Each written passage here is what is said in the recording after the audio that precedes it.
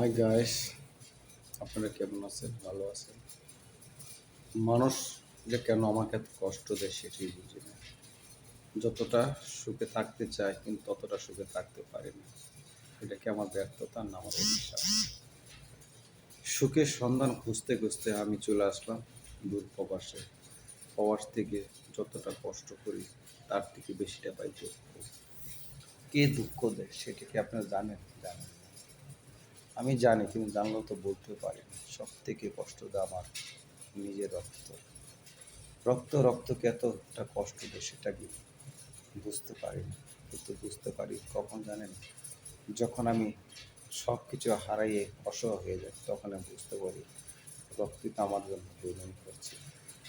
আর যে রক্তকে আমি নিজের হাত দিয়ে মানুষ করলাম সেই রক্তই আমার সাথে বেইমানি করে। এটা কি এটা কি আমার অপরাধ? কাউকে ভালোবাসলে কি কষ্ট পেতে হয়? যাক, কষ্ট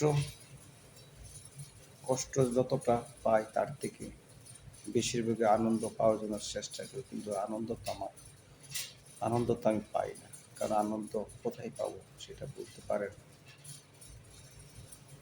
দুঃখের সাগরে যতই ভাসি ততই মনে হয় একটু যদি সুখ পেতাম, একটু যদি সুখ পেতাম। যে সুখ যদি আমার কপালে না লেখা থাকে, সুখ কীভাবে পাবো?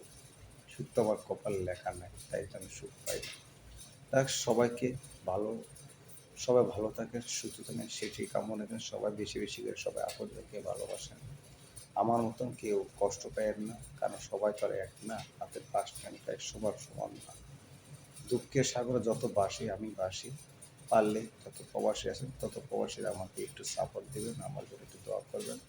আমি যেন সুস্থ স্বাভাবিক একটা সুন্দর স্বাভাবিক একটা জীবন পাই, সুন্দরভাবে বাংলাদেশে যেতে পারি এবং কিছু না কিছু করার সুযোগ পাই, তাহলে আমার সার্থক পূর্ণ হবে। কারণ আমরা প্রবাসী আজ বহু বছর ধরে প্রবাসে ঘুরে আছি।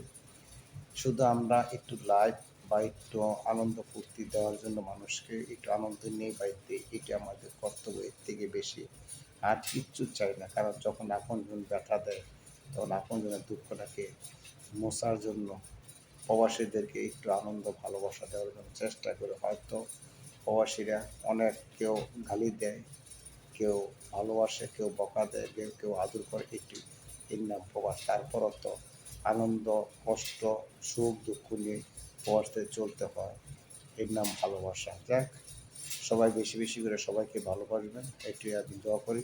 আর আমার জন্য সবাই দোয়া করে। সবাই আল্লাহ হাফেজ।